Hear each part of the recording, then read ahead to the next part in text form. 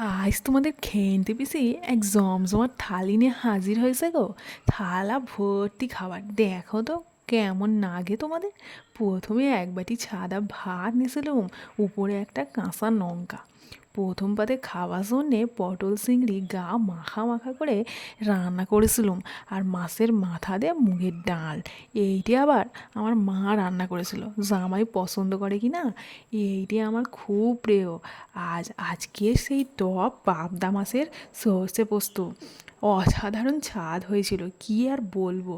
আর একটা বাটিতে নিয়েছিলাম রায়তা, আর শেষ পাতে খাবার জন্য একটা বড় সাইজের পান্তুয়া। তোমাদের খেন্তি পিসির বাবা মা আসার উপলক্ষে খাওয়াটা বেশ সুন্দর হলো কিন্তু। আপনারা বলেন তো কেমন হলো আজকে থালা সাজানোটা। দেখুন তো কোন রেসিপিটা আপনাদের ভালো লাগছে, সেই টেনে হাজির হব শীঘ্রই। আজ আসি, কেমন কেমন লেগেছে জানাতে ভুলুনি কিন্তু।